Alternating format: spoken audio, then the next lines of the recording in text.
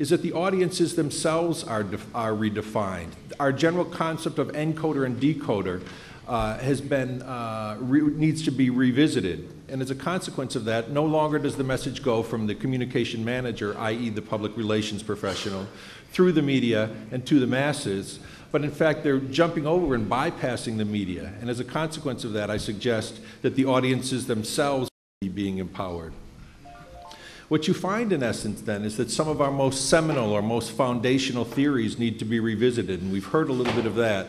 I think, for example, about the concept of gatekeeping, where news must go through a gate, but if we're bypassing that and jumping over the gate, then all of a sudden this seminal theory needs to be looked at again. The same can be said for McCombs and Shaw's work back in 1972 on agenda setting, suggesting that the media don't tell us what to think, but tell us what to think about. And if we think about that just a little bit, I'd suggest to you that it isn't the media only, or it isn't traditional media.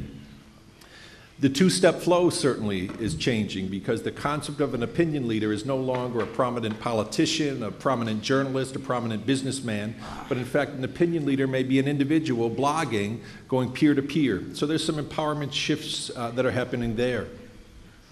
An interesting thing that's going on in the U.S. media, and I wish I could speak to it better here, and I'm just not as sure.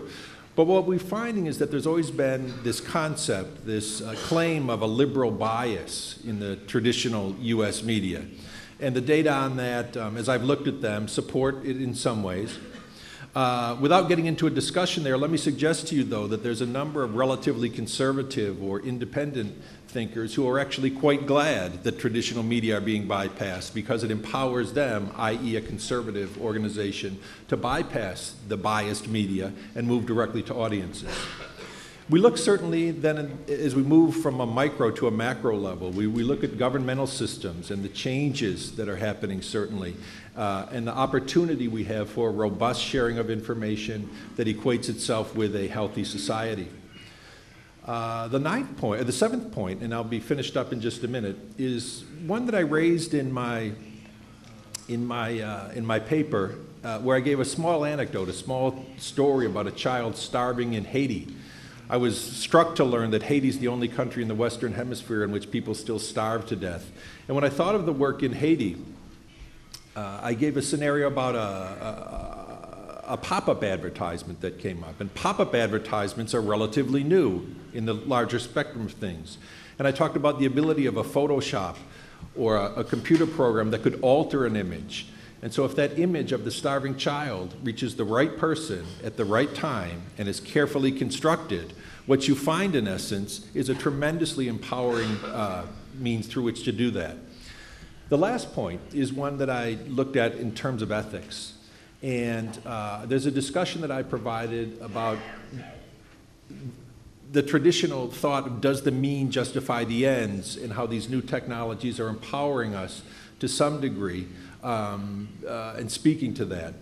Specifically, I spoke to issues of the digital divide, and this is an interesting concept, isn't it? Because what we find is that because some folks are not literate or may not have the technological ability, there is a digital divide. At least that's certainly permeated the literature. So let me summarize with you just 5 points very, very quickly, and I'll be finished. Is that acceptable? The first one is that we've changed the notion of the audience. I think that the concept of a general public is antiquated, because we can focus and target on audiences very, very specifically. The second thing, what we've done, is the textbooks are alive and well, and the textbooks that serve future professional communicators, in fact, are textbooks with one chapter that changes very, very quickly. Oftentimes, it seems almost day to day, or certainly edition to edition, and that's the chapter in these textbooks that deals with issues of new computer-related applications. Certainly we've changed the relationship between the reporter and the communication manager, or the reporter and the public relations professional, whereas the PR professional can, to some degree, perhaps to the traditional reporter's lament, bypass traditional media and move forward.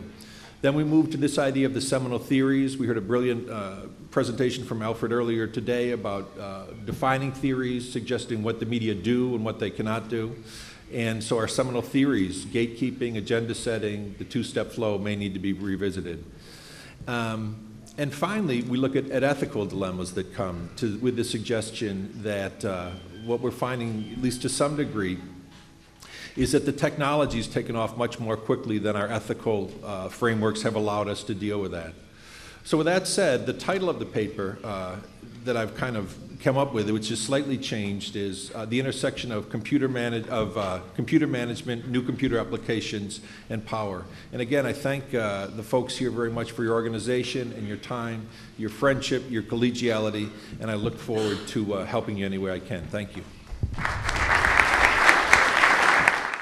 شكرا للباحث إدوارد داونز حول ورقته، أيضا جهوده في الورقة، قوة تأملات في القوة في نقاط تقاطع الإنترنت والاتصال، إدارة الاتصال. الباحث الأخير في هذه الجلسة أو عنوان الورقة الأخيرة في هذه الجلسة: التلفاز التفاعلي، ثورة تقنية ومعلوماتية، للباحث الدكتور مالك بن إبراهيم الأحمد. الدكتور مالك حاصل على الدكتوراه على شهادتي الماجستير والدكتوراه في الهندسة من بريطانيا، ويعمل حاليا أستاذا مشاركا بجامعة الملك سعود، عضو الهيئة العالمية للصحافة في باريس، وعضو الهيئة التأسيسية لجمعية ناشري الصحف في منطقة الخليج. أنشأ 3 مجلات: الأسرة، سنان، وشباب، وأشرف على إدارتها وتحريرها. أعد العديد من الدراسات الإعلامية، وألقى المئات من المحاضرات في المجال الإعلامي والثقافي. أصدر مجموعة من الكتب في الجانب الإعلامي والثقافي، ويكتب في بعض المجلات والصحف السعودية.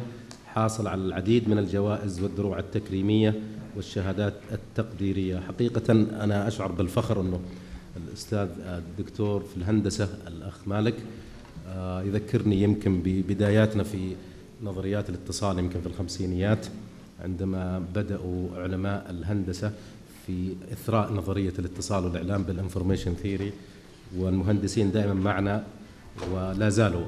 الدكتور مالك لك 10 دقائق، تفضل.